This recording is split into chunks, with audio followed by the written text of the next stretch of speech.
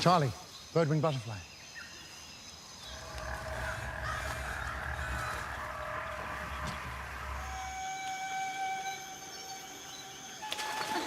Yes, but not to join yours.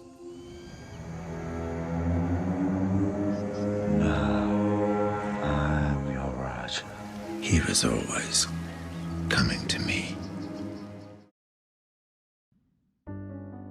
Hai semuanya, jumpa lagi sama Movie Crop. Gimana kabar kalian? Semoga kalian dan keluarga selalu sehat dan bahagia ya. Nah, kali ini Mimin bakal bahas sebuah film berjudul Edge of the World. Adalah film bergenre adventure yang dirilis pada Juni 2021 kemarin. Film ini disutradarai oleh Michael Hussman dan diangkat dari kisah nyata. Menceritakan tentang penjelajahan beberapa orang kakak beradik mengarungi berbagai tempat di dunia, hingga mereka tiba di sebuah pulau yang sangat luar biasa. Pulau itu menyimpan banyak sekali harta dan kekayaan alam, serta penduduk aslinya yang luar biasa. Nah, gimana cerita lengkap dari film ini? Nggak usah lama-lama lagi, langsung aja kita masuk ke alur filmnya.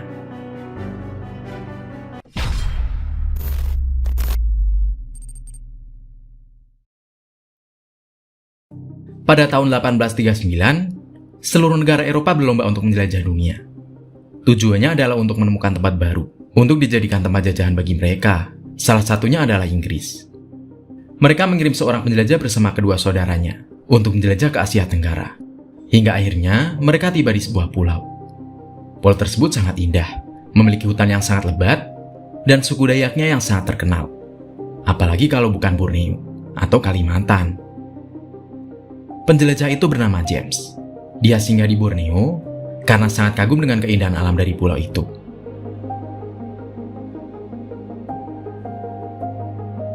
Baru saja masuk ke dalam hutan pulau itu, mereka dihadang oleh suku Dayak, yang merupakan penduduk asli Borneo.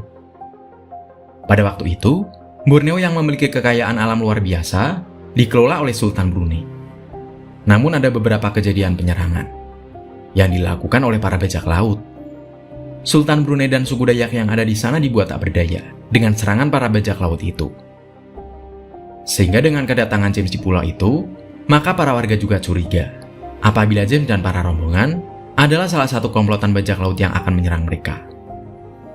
Kemudian James menjelaskan bahwa mereka hanya sekelompok penjelajah dan mereka tidak ada niatan untuk menjarah ataupun menjajah.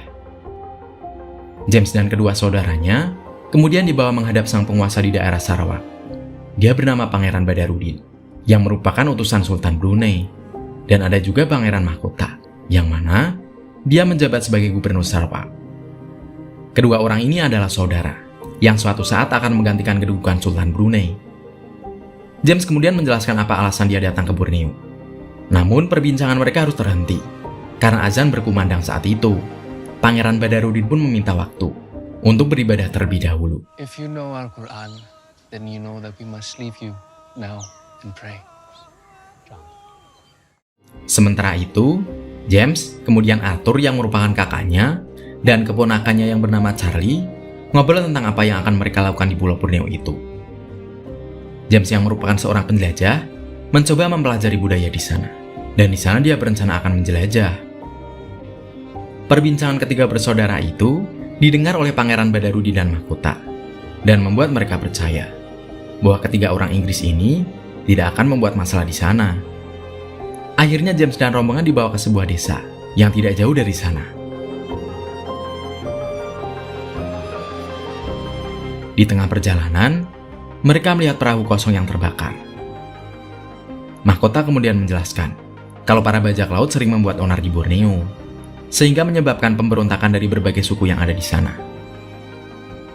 Menggunakan sampan dan melalui sungai, mereka semakin masuk ke dalam hutan yang gelap, hingga akhirnya mereka sampai di desa ujung hutan. Di sana mereka melihat bahwa desa ini sudah dihancurkan oleh para bajak laut. Kakak James melihat ada orang yang masih hidup di sana. Dia melarikan diri, namun berhasil ditangkap oleh Charlie dan satu suku Dayak. James kemudian membawanya ke tempat di mana Badarudin dan Mahkota menunggu, dan kemudian mereka melanjutkan perjalanan.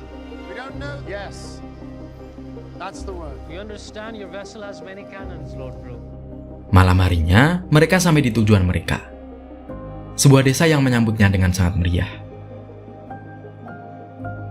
Di sana ada seorang penari cantik yang membuat James jatuh cinta pada pandangan pertama. Hingga kemudian mereka berpesta sampai larut malam. Keesokan paginya, James memulai kehidupannya di Sarawak. James sebisa mungkin untuk ramah pada semua warga, agar dia dapat diterima oleh semua penduduk yang ada di sana. James dan kedua saudaranya kemudian menemui mahkota di pinggir sungai. Di sana mereka berniat untuk bertukar hadiah, yang tujuannya untuk menjaga hubungan baik antara Brunei dan Inggris.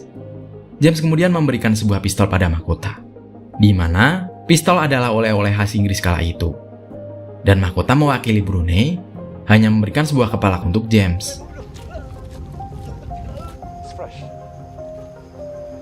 James kemudian kembali ke kapalnya. Dan setelah beberapa hari berlalu, mahkota menemui James. Tujuan dia untuk memberikan penawaran. Mahkota tahu bahwa Inggris memiliki kekuatan militer yang kuat. Dengan alat-alat tempur yang lengkap, seperti meriam dan pistol, dia meminta alat tempur itu untuk melawan para bajak laut dan pemberontak. Dan sebagai gantinya, James akan diberikan berbagai sampel langka dari hutan Borneo.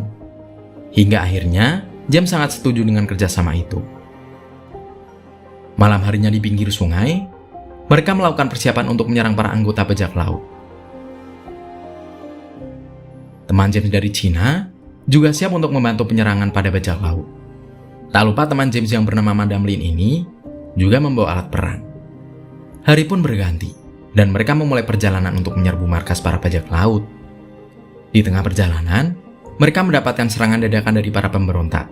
Mahkota kemudian memerintahkan untuk menyerang menggunakan meriam. Namun saat James meneropong, para pemberontak malah mengibarkan bendera putih, yang artinya mereka menyerah.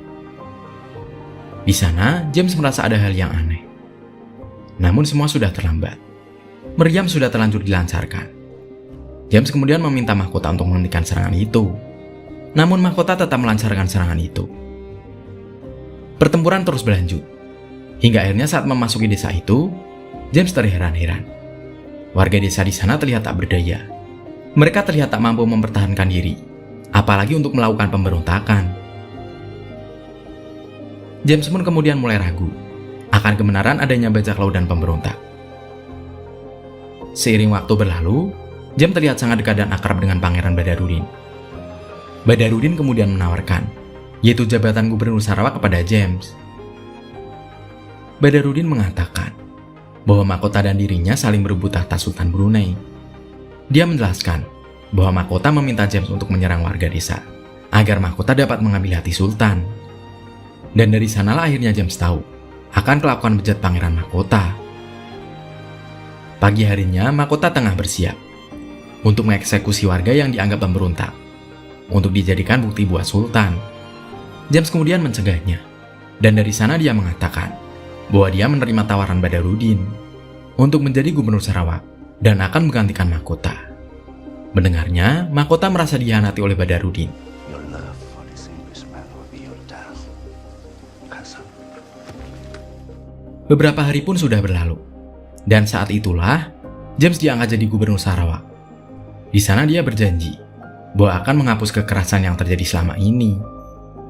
Fatimah, penari yang James sukai, juga berkata bahwa dia siap mengabdikan dirinya kepada James. Saat itu, James juga dilantik secara resmi di Kesultanan Brunei. Awalnya upacara berjalan lancar. Namun tiba-tiba Mahkota datang. Dia marah-marah karena belum menerima jika jabatannya digantikan oleh James, yang merupakan orang asing.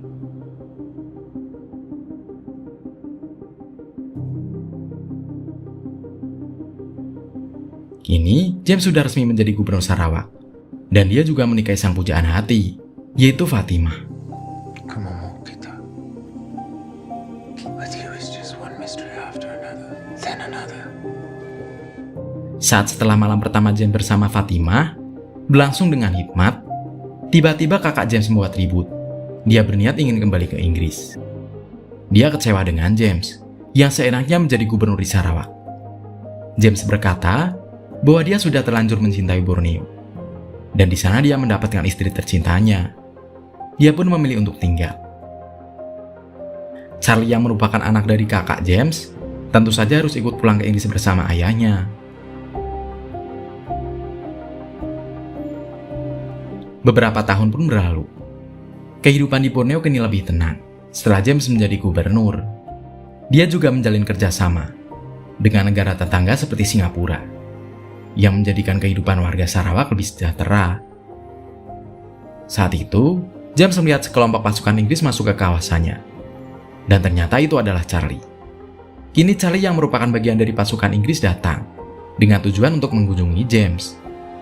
Kebetulan, tempat singgah kapal Charlie ada di dekat Borneo. Di sana dia disambut dengan sukacita oleh James.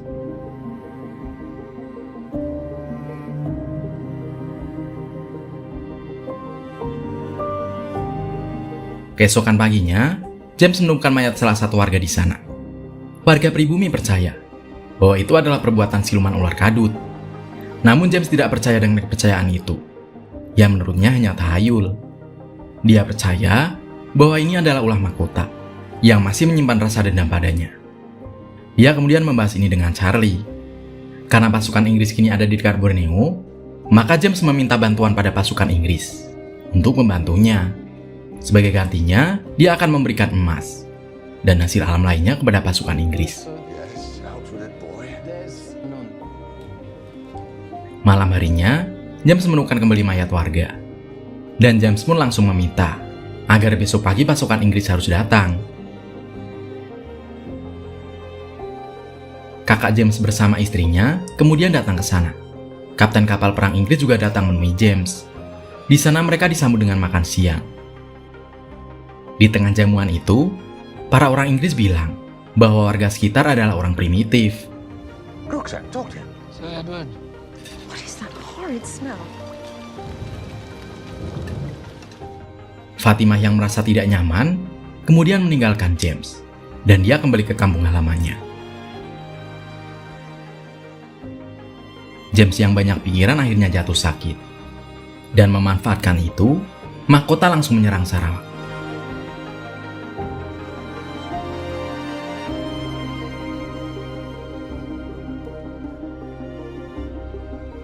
Di sana, kakak James menjadi korban keganasan mahkota.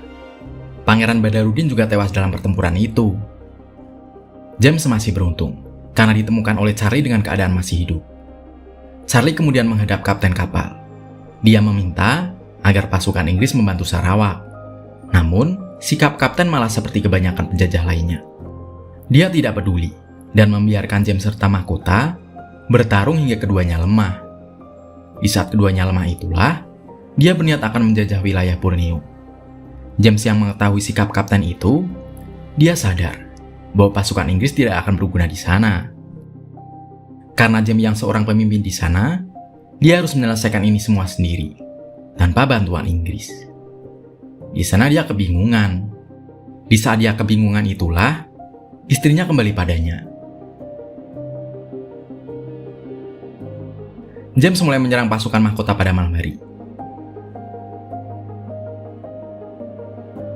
Pasukan mahkota kewalahan, karena pada saat itu mereka sedang berpesta merayakan kemenangannya. Mahkota memohon ampun pada James. Namun karena James sudah terlanjur sangat marah, dia langsung menghabisi mahkota saat itu juga. Akhirnya, James dan para warga Sarawak menang. Dan saat kembali, dia disambut dengan sangat bangga oleh para warga di sana. Kemudian, film pun berakhir. Nah, buat kalian yang belum tahu, yuk belajar sejarah bentar. Film ini memang diangkat dari kisah nyata. James Brooke dari Inggris menjadi Raja Sarawak pada tahun 1842. Kemudian digantikan oleh keponakannya yaitu Charlie, hingga kekuasaannya harus lengser, karena Sarawak dijajah Jepang pada Perang Dunia Kedua. Nah, pelajaran yang dapat kita ambil, belum tentu pemimpin pribumi peduli dan mengayomi warga negaranya sendiri. Mereka malah korup dan hanya berpikir memperkaya diri sendiri. Dan banyak juga warga asing yang peduli dengan negara ini. Kalau menurutmu, pesan moral apa yang dapat kamu petik dari film ini? Tulis pendapatmu di kolom komentar ya. Dan seperti biasa nih, dari 1 sampai 10, kamu mau ngasih nilai berapa buat film ini? Sekian video kali ini, semoga kalian suka dan terhibur. Nantikan video film yang lainnya. Terima kasih udah nonton bareng sama Mimin. Mimin pamit, dadah!